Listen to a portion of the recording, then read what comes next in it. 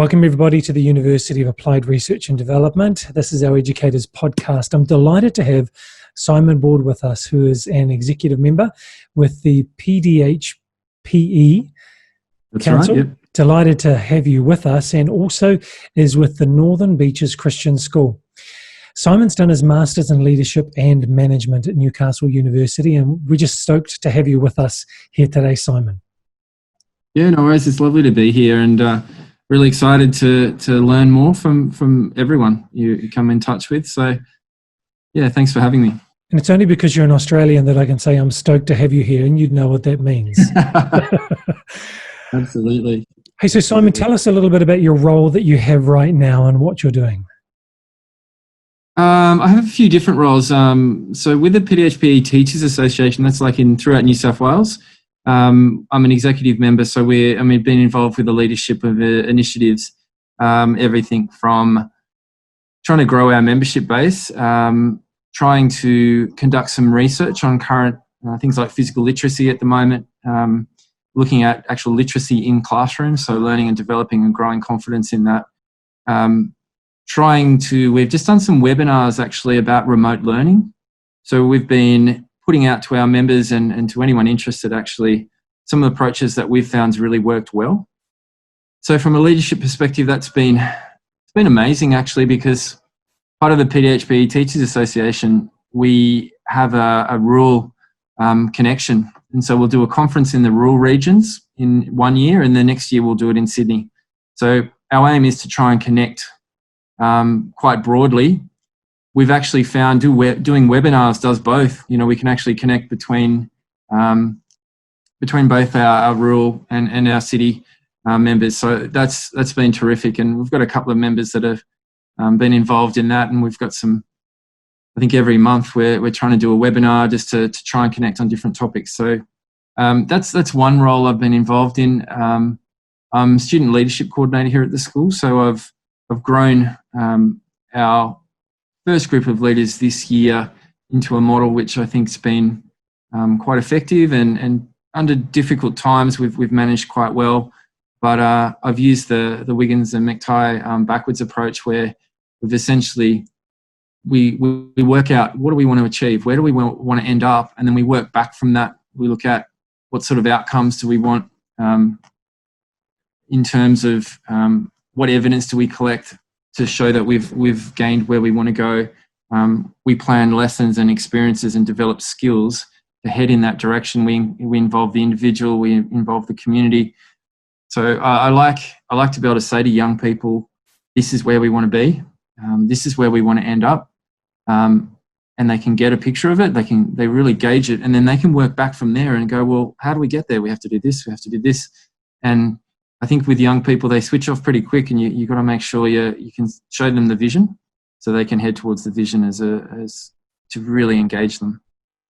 That's really interesting that you mentioned that. So you share with them the vision, and then they brainstorm, work with you, strategize on how they're going to get there.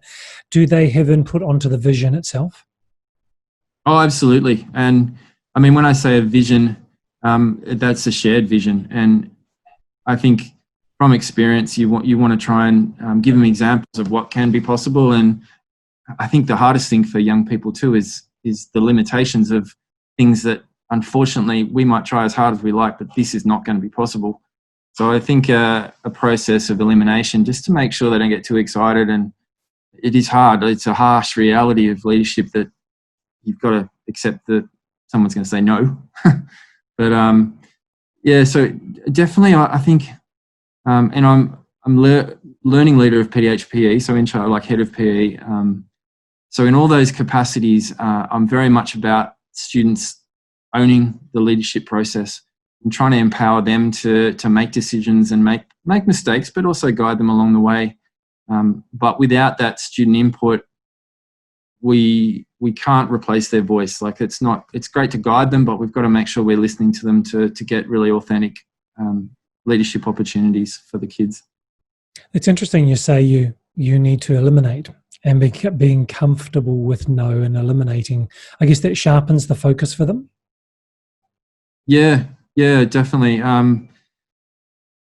mean, if kids know they have opportunity, and if they know they have ownership, it's everything. It's that difference between them switching on and switching off, I feel. And in this day and age, I mean, Northern Beaches Christian Schools is well known as being a very innovative school, and the HSC Online and our buildings here are just incredible, shaped after Barcelona airport. A lot of very innovative spaces to learn, and for a number of years now, we've really challenged the boundaries of what we believe learning should be, and it's led to some outstanding projects which have really been based around student project-based learning, essentially, which again is handing over the ownership to the students. And I think that's, as leaders, as curriculum leaders, this is the biggest wrestle we have, is we're tied to a curriculum that has so many limitations.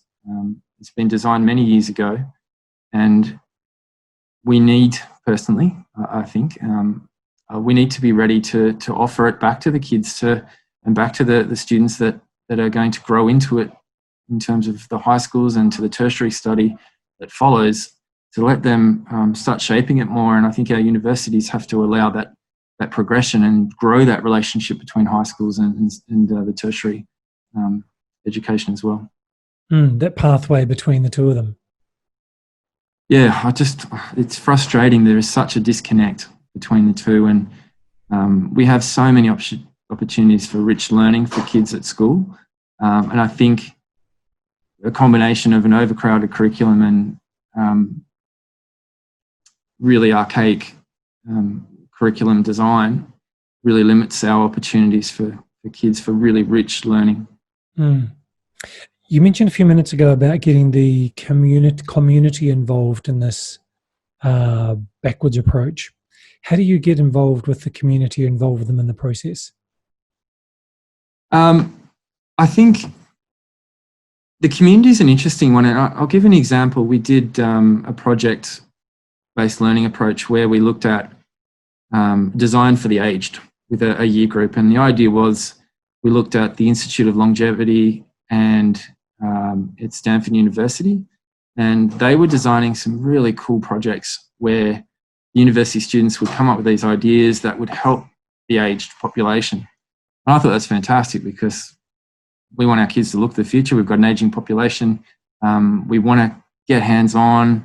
We want to design. We want to have these future-focused opportunities. How cool is that? And so we talk about a community. I mean, we want to go out to our community. So we went out to the nursing homes and to our aged population, grandmas, grandpas, and we asked the question, what do you guys need? What do you need around the house? And it turned into things like, we need tools to be able to reach cups. You know, it's too high, or I can't bend down, or I'd love something to open the door or lock the door in an easier fashion, and walking sticks that are more comfortable.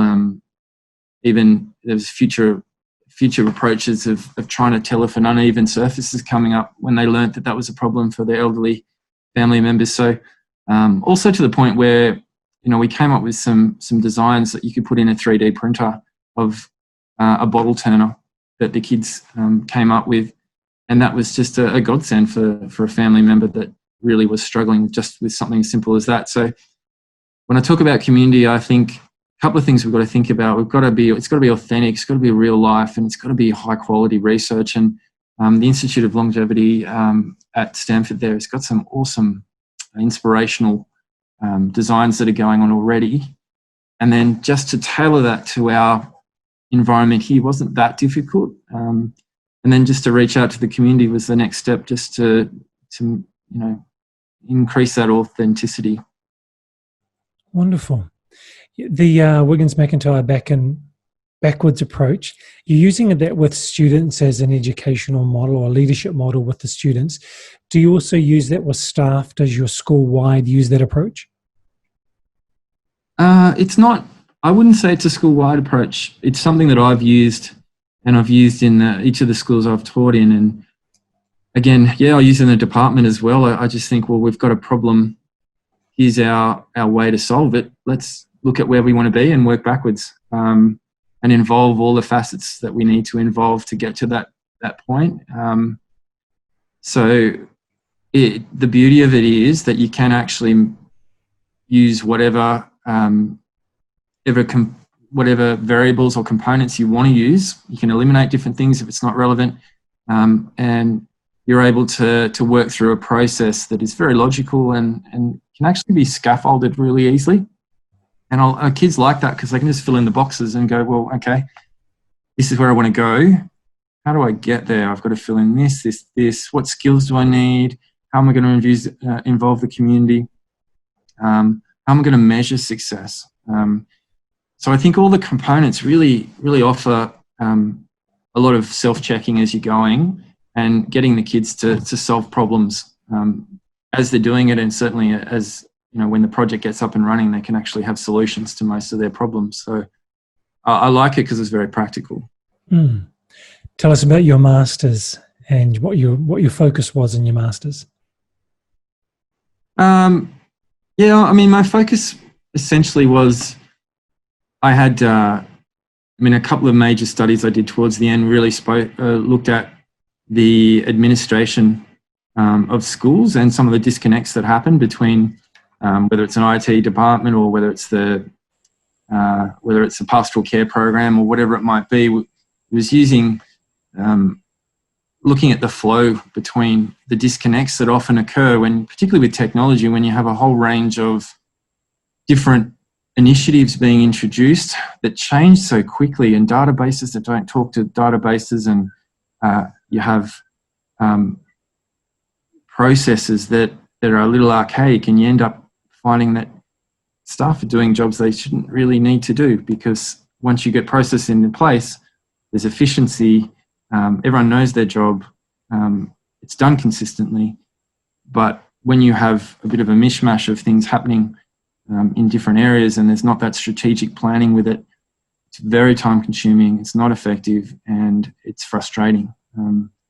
So I think that was part of my project in the end, is just I noticed in an environment I was in, I noticed a frustrating disconnect, and looked at the functional capacities, and then thought, well, okay, we've got to connect a few things here because this is not logical. It will take a new database that we'll have to introduce, but that database talks to this one, and then suddenly we have less issues. And suddenly we've got staff doing what they should be doing and able to have their job halved, or their workload halved in that administrative approach. So I think a lot of that came from, I've been at a couple of schools in the past, and it's been great looking at their models, and I've been a big advocate for, I want to know how a single-sex boys and girls school works, and I've done that.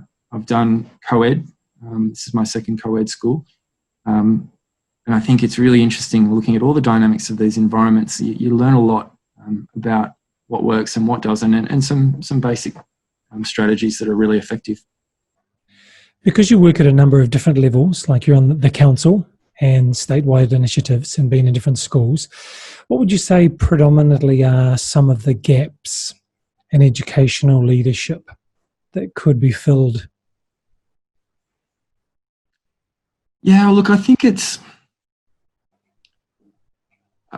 the biggest issue we have is a connection between committees or people heading in the same direction. We often have a big disconnect, and it's the strategic planning that I think really needs a huge emphasis, because it's interesting the number of organisations I've seen where it's been really piecemeal. We have someone heading one direction and someone else or somewhere else, and to actually see an organisation that can tie all that in together and be very cohesive and very clear and very deliberate about what they do and unapologetic, that's quite impressive. But it's not as common as you think. Given the nature of schools, there often is changes in staffing and changes in the direction of a school, and suddenly it could go 90-degree turn from the direction it was heading. And then suddenly that's a reshuffle. So I think for a teacher, it's really challenging because you're dealing with personalities of kids but also staff and then executive. There's essentially 3 different levels there. So I find the strongest, the best leaders I've come across have been the ones that do the simple things well. They don't try and overcomplicate it. They bring people together, not apart. They're very clear and very deliberate and very strategic. But it's not as common as you think. And once you get something working quite well, sometimes that can, given the dynamic nature of schools, it can actually change. Interesting. What would you say to people that are heading on their journey from being a teacher to a head of department to a principal? Can you give some career advice to people? Yeah, look, I think find your passion is really important. Find your interest. Don't do something because it seems like the right thing to do. Don't become an executive because it's time. I mean, being in an executive role is very time consuming. It's challenging for families. But more than that, like, you have to love it. You have to be interested in it. You have to be willing to go the extra yard and really love it. And it's one of those opportunities that I think, when you're really passionate, when you're really interested, and you'll get back what you put into it, which is awesome. But you'll have your moments where you put a lot of time and effort into it, and it's going to be a struggle. But yeah, I just think find the passion. Be careful not to go down a track and do something that you really dislike, because there are some roles in schools that are really not suited to some people, and that can be difficult for people to face up to. But I think the reality is, when it's right. I think it's harder when you're younger because you want to learn what you know and you want to experiment a little bit. But I think if you make your way up in a gradual way, and you build up your strengths, and you work in an environment that you're comfortable with, and build your connections. And if in doubt, just ask a lot of questions. Make sure, I think one of the worst things you could do is have a very emotional reaction and make a decision, and make it a rash decision that hasn't been discussed or talked through. Certainly look at all avenues of, ask every single question you can about, well, what happens if this happens, and talk to people. I think close confidants are really important to say, well, be honest, what do you think? Can I do this? Use your support networks. But yeah, like, it's challenging. There's lots of great opportunities out there. I think it's exciting opportunities. It's a great career to be involved in. But, I think there is a lot of competition out there, but find something you're passionate in, and before you know it, we'll all together. I love that, Simon. So find your passion, have a gradual build up and build your connections while you're doing that, and then ask lots of questions and discuss, and don't rush or make rash emotional decisions. I think that's a lot of wisdom right there. Simon, I want to thank you very much for giving us your time. Busy, a couple of weeks back into school, and you've got a lot of responsibilities, not just in your school and family and everything else. So thank you for sharing your time with us and sharing your experience. Yeah, no worries. It's been great. Thank you, Craig, for the opportunity, and all the best to everyone.